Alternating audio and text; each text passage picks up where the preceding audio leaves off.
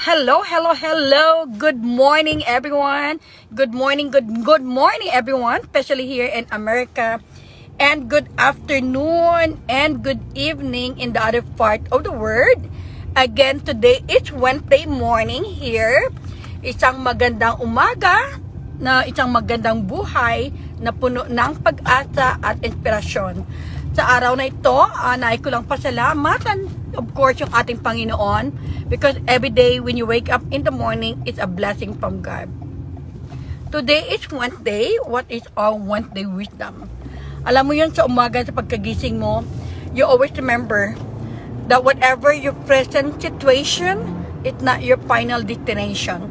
Kaya kung ano mo yung mga ginagawa natin sa araw-araw, puno siya ng pag-asa. Kasi alam mo na if you continue to do good in your life, there's a blessing that God given upon you.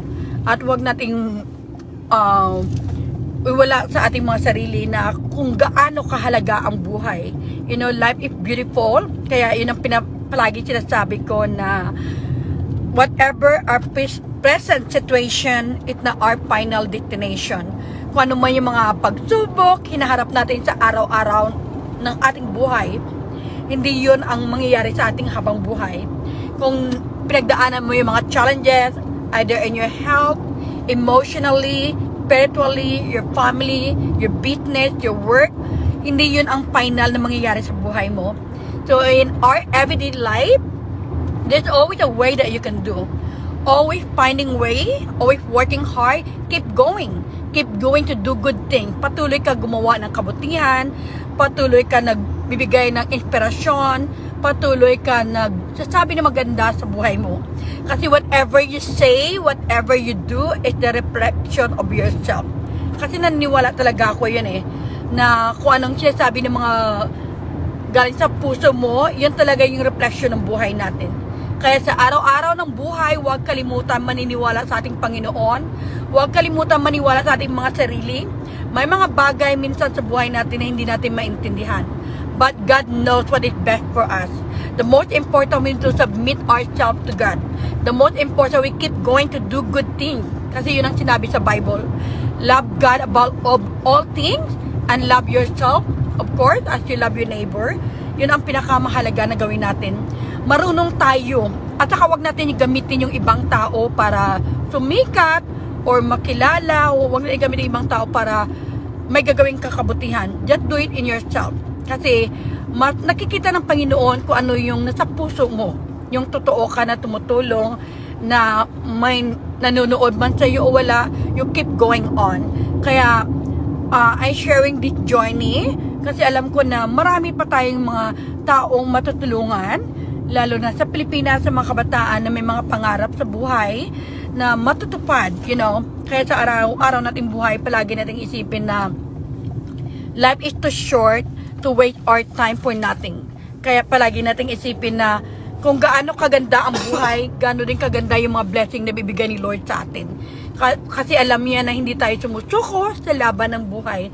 Patuloy tayo gumagawa ng kabutihan, patuloy tayo nag-iisip kung anong kabutihan na gawin natin sa ating mga sarili at sa ating pagmamahal, lalo sa ating kapwa, sa ating pamilya, at sa mga taong nagmamalasakit sa atin. Huwag nating hayaan na wala tayong minagagawa. Huwag nating hayaan wala tayong ginawa para sa ating mga magandang kinabukasan. So that's always important to remind ourselves how beautiful life is. To remind ourselves that whatever our present situation, it's not our final destination. Kailangan magsumikap tayo, gumawa tayo ng paraan. Kasi huwag tayong maniwala sa mga sabi-sabi lang, anong sabihin ng mga tao. Kasi we always remind ourselves, we are the true and the real CEO of ourselves. Anong ibig sabihin yun?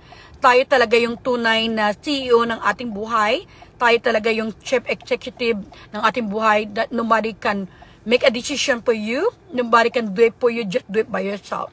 Parang isa lang yung example na if you are the driver, you bringing yourself into the right direction, into the right destination. Yun talaga yung pinakamahalaga sa ating buhay. And of course, I want to make a shout out sa Rowena na nanonood sa atin ngayon, at saka kay Marose, and of course kay Tita Balatukan, and of course mega shout out to everyone, of course kay Sally. So, thank you so much everyone. Yun ang isipin natin na sa buhay natin may magandang mangyayari because I always said, always stay positive, stay hopeful, stay resilient, and ultimately, you achieve the success in life. Kasi ang sekreto sa buhay ay you keep going on. Parang isang estudyante, so kung nag-aaral ka, hindi ka titigil. Kasi the more na mag-quit ka, mawalan ka ng pag-asa, wala kang mararating. Ganyan rin sa buhay. Sa kabila ng pagsubok, sa kabila ng mga nangyayari sa buhay natin, we keep going on. Kasi yun ang sekreto ng buhay. You keep going on in life. Kahit mawalan ka pag-asa minsan, but you always reset. You know, to keep going again. You know, kasi yun talagang makatulong sa iyo. That a basic example na sinabi ko kanina, na parang ikaw yung driver sa buhay mo. Nakapatuloy lang, minsan kailangan mag-stop ng konti, maghinto, pero alam mo na may mararating ka, matutupad mo kung saan gusto, keep driving on, keep going on. Yun ang pinakamalaga. Because whatever we do in our life is a reflection of who we are. Whatever we're doing today will be, makikita mo yun later on. Yung ang sinasabi nila, today's learners, tomorrow's leaders. So ngayon guys, thank you so much. At saka malapit ako sa work. So right now magpalit ako naman yung driver. Kasi kanina meron akong driver. So isang maganda na halimbawa sa atin na hindi tayo sumusoko, na patuloy tayo na gumagawa ng kabutihan. So life is beautiful. Life is full of hope. Life is full of inspiration. At saka pag-asa. Yung maniwala tayo sa mga taong nagsasabi ng totoo, maniwala tayo mga tao meron ng track record sa buhay. You know, I've been here for the USA for almost 22 years of my life. Ang dami na ako sa awa ng Diyos, nag-instrumento ako, nagawa na kabutihan, hindi lang sa community ko dito sa Amerika, kundi pati na rin sa ibang bansa na sa awa ng Diyos, marami na rin ako natulungan na paaral ng mga kabataan at napag-graduate. So ngayon, meron naman ako isang tinutulungan na isang magpapare. So, yan naman yung isang natin, supportahan natin. Kasi ako, hindi lang po ako nagsasalita, I walk with the talk. Kung anong sinasabi ko, ginagawa ko. Kaya, doon ako nakikilala being a woman of hope.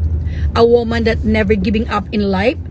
I never ever give up in my dreams and hope. You know, kahit minsan mga ibang tao gamitin lang yung pangalan ko para, you know, for their own sake. But God knows, God is watching. Kung sinong tao may busilak na puso, sinong taong tunay na nagsusuporta. And guys, for those who commenting me, every time I do my live and share, I think this Saturday, magkaroon pa ako ng games, lalo na sa mga may mga kabataan. So, saka load. So, keep on commenting kung sama kayong location, sama kayong bansa, and sharing. And thank you din sa mga nag-support and nag-share sa aking subscribe my YouTube channel, Anarita Reyes TV. Isa din sa mga dream ko kasi I got start working on my own charity work. I know I'm doing that but I never vlog. So, continue ko na yung kung anong sinimulan ko. Kasi alam ko na that is my mission, that is my calling to God. Aside sa books na meron ako, Woman of Hope, Finding My Purpose as Immigrant, kung saan ako nakilala bilang isang babaeng philanthropist na patuloy na tumutulong for more than 22 years of my life being the USA. Sa mga eskwelahan, sa mga food feeding. So, gagawin. Continuous yun. Actually, ginagawa ko na yun for so many years. Kaya, thank you so much sa lahat na community nagsusupport sa akin. Lalo sa team-made communities na patuloy nagsusupport. Kasi, maraming mangyayari na gagawin ko na kabutihan. Lalo na mga sa eskwelahan. Kaya, for those people never subscribe and support me, keep subscribing and supporting. Kasi meron akong games na gagawin this week. Kasi, for me, dahil sa marami na rin ako natulungan, so I want to give back to the community. Kasi yun ang buhay natin parang laro lang siya. It's like a game, you know, na yung sinabi ko kanina, what is your present situation? Kung ano man yung mga salukuyan ng buhay nyo ngayon, hindi na yun ang final destination, hindi pa yun ang katapusan ng buhay mo, marami ka pang matutupad. So ganun din sa games. Habang naglalaro ka minsan, huwag kang titigil. Kasi habang paglalaro mo, minsan mananalo ka, minsan natatalo ka. Pero yung mahalaga, hindi ka nag-give up, nag-practice ka. Parang kagaya lang ni Carlos Yolo, di ba? Kilala na Olympian, 2 gold medalist, you know, imagine mo dalawang medal na nakuha niya. Alam, ang sekreto doon kasi hindi siya nag-give up. Alam ko may mga panahon din sa buhay niya na mga pagsubok, but hindi siya nag-give up sa buhay. Parang gano'n din sa akin. Ang dami kong pinagdaanan sa Amerika dito pagdating ko, pero never ever in my life na nag-give up ako. Kaya marami akong natupad. Dumating ako dito sa Amerika na walang-wala. It's only $2 money in my pocket. Ang dami kong pinagtrabahoan. Nagtrabaho ako sa post office, naging driver, nagde-deliver ng mga mail, kaya mail ako mag-drive. Nagtrabaho din ako sa mga cafeteria, sa canteen, nag-child lady din ako. Nag-caregiver din ako. You know, I have a lot of things that I went through. But one thing came to my mind. I always have a dream. I dream that I never stop. I keep going on. Kaya hanggang natupad ko ang pangarap ko, nakuha ko yung AA degree ko, nakuha ko yung BA degree ko, nakuha ko yung master degree ko, hanggang nakakuha rin ako, thank God, sa doctorate, sa Kausha degree, Doctor of Literature and Doctor of Art and Communication. Kaya yun ang pinakamahalaga. Kung may pangarap ka, matupad mo. Dahil naniwala ka kung ano mo yung pinagdaanan mo ngayon, hindi yun ay yung katapusan ng buhay mo. Marami ka pang matutupad, marami ka pang mararating. Kaya I want to give back to my community. Kaya for 22 years being in California, palagi ako give back to community, and I'm a great honor for me na, of course, napili din akong commissioner dito sa library education na, of course, I got appointed by the city of San Jose, California. Dahil alam nila na ang kakayanan ko, ako ay isang babae na hindi sumusuko, isang babae na naniniwala na may pag-asa ang buhay, at isang babae na gumagawa ng kabutihan sa community, at isang babae kayang ipaglaban ang karapatan ng kapwa-tao. And nobody can control me. Nobody can stop me. As long as I do my good thing, I keep continue. Again, guys, thank you so much. And I want to make a shout out because I live, hindi ko kayo masyadong makita ngayon, being bitter. Sorry kasi nakasalamin ako. Hi Myra, kamusta ka dyan? And of course, hi Ate Roseni Dizon ng Daly City, California. And of course, everyone guys, so keep commenting, sharing kasi by Saturday, magkaroon tayo ng game. So, kung sino man nagko-comment, ano ko yung mga pangalan nyo, and then, kung may mga family kayo, loved ones sa family, so we're gonna share a blessing to them. So, thank you so much, and don't forget to subscribe Anarita Reyes TV sa YouTube channel, kasi marami tayong gagawin dyan na makatulong sa ating kababayan na mismo mula sa akin, kasi I know I always helping people, giving to other people. So, ngayon, if I help people directly from me, and kung naman i-support ko yun, kasi alam ko na want to din na help, matulungan ako sa buhay nila, magbabago ang buhay nila, kasi ginawa ko na yan po sa many years. Isang pamilya matulungan mo, nag-change ka ng isang community at isang society. Again, guys, don't forget, life is beautiful, it's full of blessing, and huwag natin kalimutan, whatever our present situation, it's not our final destination. Again, ako ay si Anarita Compureyes nagsasabi, bilang woman of hope, kilala sa Amerika, ang buhay ay puno ng pag-asa. Sa Diyos lang tayo umaasa at magtiwala tayo sa ating mga sarili. There's always love and hope with God. Thank you so much, and I love you, and see you next time, and keep commenting. I gotta look at starting today sa mga tao nag-comment dito at nag-share hanggang Saturday para may lagay ko mga pangalan niyo sa raffle, and then from there we can see who can get either in their GCash or to their family. Thank you, I love you, and mega shout out to everyone. So, hindi ko na kayo ma-shout out, so I don't have enough time, and thank you so much, and see you next time. Mabuhay, at isang magandang umaga, hapon o gabi man sa inyo.